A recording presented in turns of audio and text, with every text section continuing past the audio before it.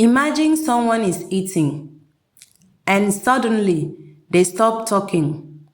They are gasping. They can't breathe. Everyone is staring. What would you do? Yes, you. Will you just continue staring or will you join the starer to be looking?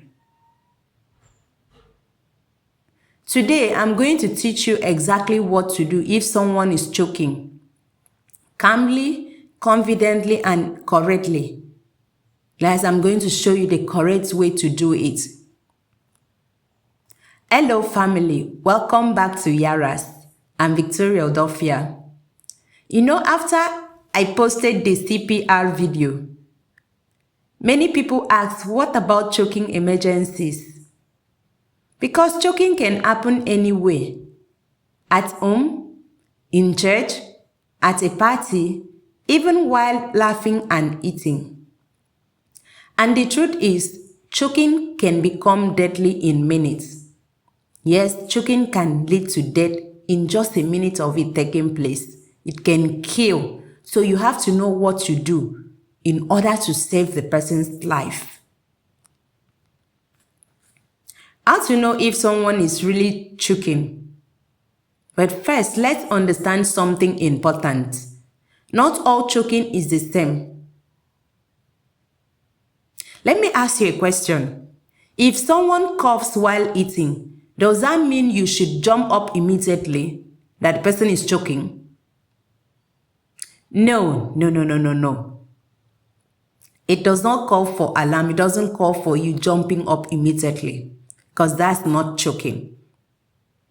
Here is the thing. If the person is coughing strongly, speaking or making sound, that means air is still moving. You have to encourage them to keep coughing to be relieved. But for choking, this is it. If they cannot speak, cannot cough, cannot even breathe, and they are holding their throat, that is a severe airway blockage. And that is when you act fast and immediately. That is when you have to jump up and act immediately. What to do for a choking adult? Let's talk about actions you can take for a choking adult, or if someone is choking and you are there presently. Instead of you joining those lookers to be looking at the person, you can swing into actions to relieve the person, to help the person relieve. Number one is asking loudly, are you choking? Are you choking? If the person nods yes and cannot speak, move quickly. You have to move quickly and act immediately. 2, you have to stand behind them. 3, you place one fist just above their navel, that's their belly button area. Grab your fist with your other hand. Pull inward and upward sharply. Sharply. You pull inwardly and upwardly sharply, immediately. Because these are abdominal thrusts, you repeat them until the object comes out or the person becomes unconscious. Yes, it may look dramatic. The action I'm explaining here may look dramatic. Sometimes we have to be dramatic in order to save lives. Yes, you have to be dramatic to save life. I said, this person, why is she acting madly, weirdly? My dear, at this point, you have to act immediately. By that, sometimes you have to be dramatic. But seconds matters, as I always say. Because if you don't carry out these techniques, this step-by-step first aid to revive the person may die. That is why I'm saying that sometimes it may look dramatic while you are performing this first aid treatment. But don't always forget that seconds matter. So if you spare a second and not act immediately, the person may die.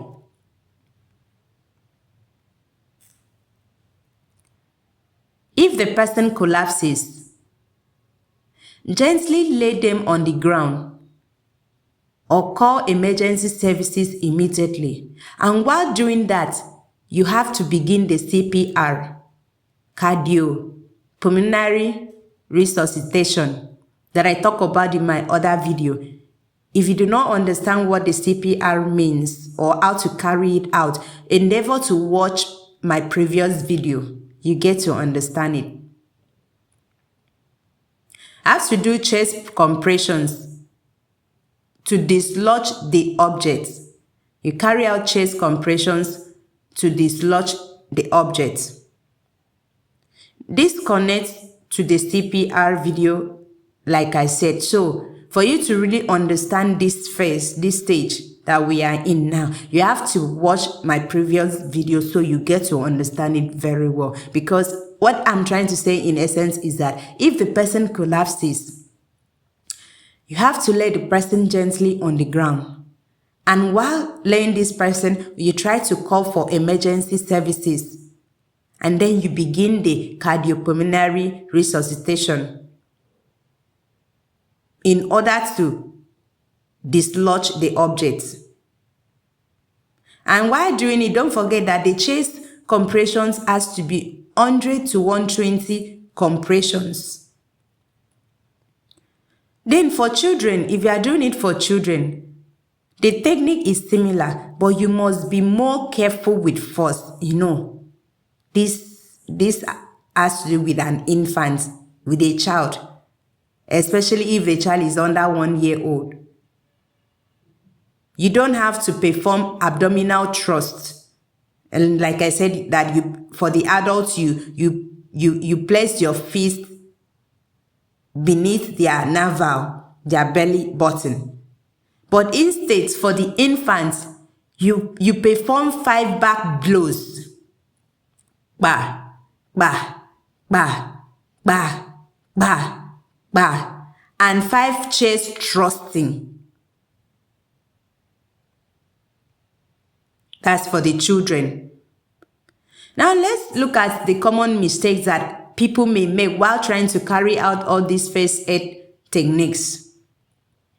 Number 1 is the mistake. Don't slap randomly without controlling. You see people doing back, because I said do 5 back blows. You do back. No, that is not it. That's one of the mistakes. You don't slap randomly without control. You don't give water. Sometimes I see people, when someone is choking, they will rush to bring water for the person. How would the person be able to drink the water when there's dislodge, when there's an object blocking the person's throat? No, the person won't be able to drink. So the common mistake here is bringing water for the person to drink. So I say, don't give water. Don't put your fingers blindly into the person's mouth. Don't delay calling for help. You say, okay, because I'm carrying out this first aid, let me not call for help. As you are doing it, call for help should in case the thing gets out of hand and you cannot control it. I see people panicking when this happens. Panic makes things worse, but controlled action saves lives. So you don't have to be panicking. When this happens, you have to be calm. As a first aid giver, you have to be calm, observe what you are doing, the actions that is taking place when you are doing this, and stop panicking, because panic makes things worse. But when you control the actions, life is being saved.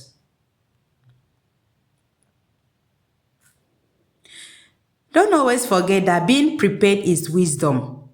Because emergencies don't just send messages, they don't just send invitation. Oh, I'm coming to your house. Today I will take place. Oh, tomorrow I will come. It will take place. Or next year it will take place. They just happen. Wow! Maybe you were walking, you were eating, you were talking. Emergencies just occur immediately. Wow! But when you know what to do, you don't freeze, you respond to it immediately. And through this, by so doing, you save a life, or you save your life if it had happened to you. So what you do is to try to teach some of these first aid steps techniques to your family members. So when it happened, life could be saved, even without getting to the hospital. So if this video helped you, share it with someone, probably a parent, a teacher, a church worker, or anyone. Because knowing what to do in those few seconds can mean everything, can save life. Subscribe to Yaraz for more practical health knowledge. Bye till I come your way and until I upload another video.